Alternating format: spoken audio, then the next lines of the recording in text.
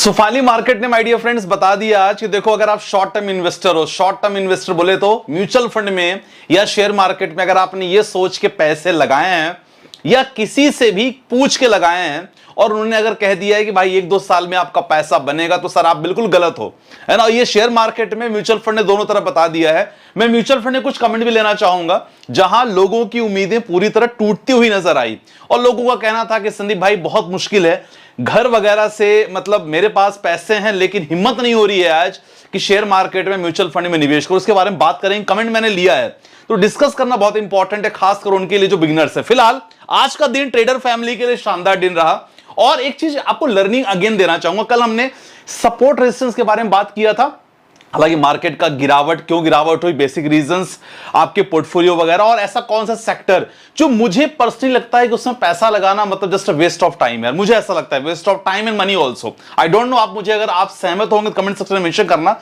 उसके बारे में डिस्कस करेंगे। लेकिन फिलहाल आज का दिन सबसे मतलब काफी दिन बाद एक ऐसा रिट्रेशन का दिन आया कि एज ए ट्रेडर मतलब पैसे आज बने और आज बहुत अच्छा दिन रहा फ्राइडे, क्योंकि नॉर्मली फ्राइडे ब्लैक फ्राइडे होता है इन टर्म्स ऑफ ट्रेडर्स, लेकिन बढ़िया रहा। देखो, एक मैं आपको रेंज दिखाना चाहूंगा। मार्केट हालांकि निफ्टी 50 गिरावट अच्छी खासी हुई, 143 पॉइंट्स गिरावट, मार्केट में अच्छी खासी गिरावट रही। रीजंस आपको पता चलने वाला है, लेकिन इंपॉर्टेंट देखो, एक आपको रेंज यहां मिलेगा। ये रेंज को क्या कहा जाता है, कोई मुझे बताएगा?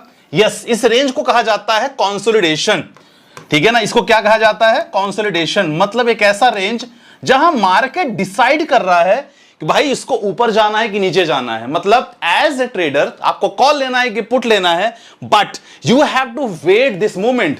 जैसे ये बॉक्स बनता है ना, और आप देख सकते हैं कि एक रेजिस्टेंस यहां बार बार बन रहा है, एक सपोर्ट यहां बार बार बन रहा है।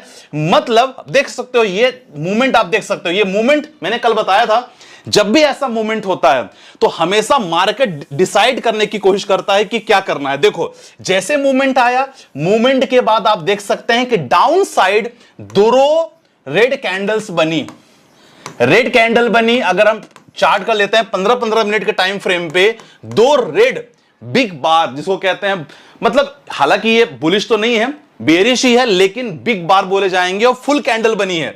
मतलब क्लियर है कि भाई साहब यहां हमें ट्रेड लेना है डाउन साइड के लिए, जो हमने आज लिया, और we have covered more than 120 points, more than 200 points. हालांकि हम पहले निकल गए थे, लेकिन जो रिस्क लिए उन्होंने they have covered more than 200 points in Sensex, जो हमारी ट्रेडिंग फैमिली लगातार जो हम लोग ट्रेड करते हैं सुबह से। तो बहुत अच्छा दिन था ओवरऑल। चलो ये तो बात है, लेकिन मार्केट साहब, मार्केट की हालत बिल्कुल अच्छी नहीं रही। खासकर अगर सेंसेक्स और निफ्टी की बात करें, गिरावट पे गिरावट है, और ऐसे कंडीशन पे जितने भी निवेशक हैं सबका दिल टूट गया है। रीजन एक है, जी हां, एक्सिस बैंक का रिजल्ट। और भाई साहब, एक्सिस बैंक का रिजल्ट, उम्मीद बहुत अच्छी थी, रिजल्ट पेश खराब किया गया और यस देखो 5% एक्सिस बैंक गिर गया।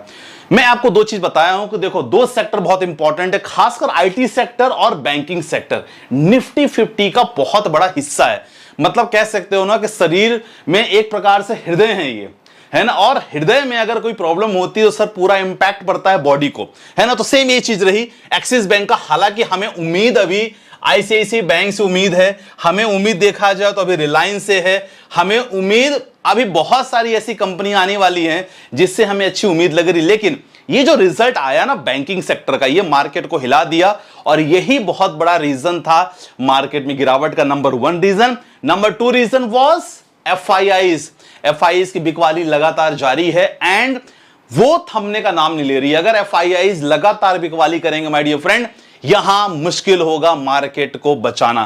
फिलहाल ट्रंप साहब द्वारा कोई ऐसे बॉम्ब नहीं फोड़ा गया, नहीं तो मार्केट में और ज्यादा गिरावट के चांसेस रहते। लेकिन पता है क्या है, एक इंपॉर्टेंट फर्म ने, सिटी ने ना हमारे शेयर्स को, मतलब हमारे इक्विटीज को, इंडियन इक्विटी मार्केट को डाउनग्रेड कर दिया है यार।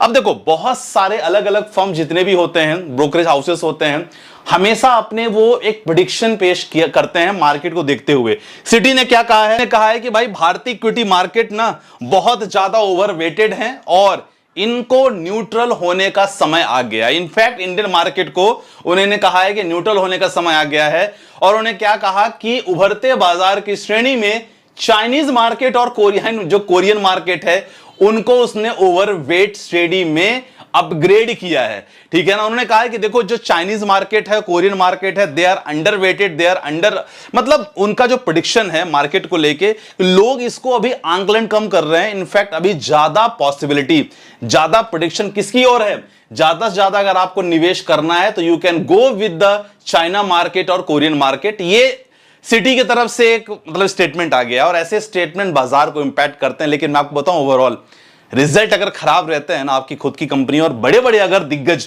रिजल्ट खराब कर रहे हैं, तो वहां थोड़ा सा टेंशन वाली बात होती है। चलो ये चीज हमने देख लिया है। अब इंपॉर्टेंट चीजें काफी आपके सामने जो प्रेजेंट कर रहा हूं, क्योंकि काफी चीजें हैं। वो चीजें सर कि शॉर्ट टर्म के लिए मार्केट, अगर आप सोच रहे हो शॉर्ट टर्म के लिए मार्केट, डेफिनेटली बिल्कुल नहीं है शॉर्ट टर्म के लिए मार्केट। और मैं कमेंट दिखाना जरूर चाहूंगा, कमेंट के माध्यम से आपको काफी कुछ पता चलेगा, क्योंकि ऐसे कमेंट काफी लोगों के मन में भी हैं। सर मैं एक गांव से हूं और मेरा बैंक अकाउंट में 8 लाख रुपए है, लेकिन मेरे घर वाले ने सब एसआईपी म्यूचुअल फंड सब समझ तो नहीं, मैं घर पे बिना बताए एसआईपी जर्नी स्टार्ट करूं कि ना करूं। मतलब एक नॉर्मल बंदा आज इतना टेंशन में है मार्केट को देखते हुए कि मैं एसआईपी स्टार्ट करूं कि ना करूं, क्योंकि मामला बहुत खराब है। दोस्त आपके लिए मैं एक चीज बहुत प्यारा डेटा सामने लेके आया हूं। जब भी आपको लगे कि भाई साहब एसआईपी म्यूचुअल फंड खराब है ना, थोड़ा सा ना रिजल्ट जरूर देख लिया करो। 1 साल का 2 साल का नहीं, मैं एसआईपी म्यूचुअल फंड में 5 साल की बात कर रहा हूं। I am getting more than that, मुझे ज्यादा रिटर्न मिल रहे हैं। करंट में रिटर्न मेरा 27% है। अगर मैं म्यूचुअल फंड की बात करूंगा, पोर्टफोलियो ऑलमोस्ट 50 लाख से क्रॉस हो चुका है। स्टॉक्स एंड म्यूचुअल फंड के बारे में बात करें, काफी लोगों को पता है, क्यों बिलीव है ना भाई। आज एफडी कॉर्नर पे खड़े होकर हंस जरूर रहा है, लेकिन सच बताऊं आपको, यहां अपनी थिंकिंग लॉन्ग टर्म बोले तो 5 साल, I am not talking about more than that.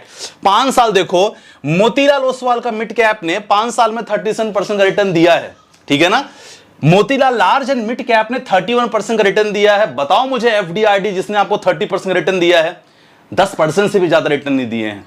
आज आपके पैसे को लग रहा है कि हां बढ़ा रहे हैं, लेकिन एफडीआरडी वाले भी पैसे यही निवेश करके रखा है उन्होंने, समझ रहे हो, यहां उन्होंने निवेश करके रखा है, इकट्ठा उन्हें मिल जाएगा। एचडीएफसी का मिड कैप फंड 33% का रिटर्न, क्वांट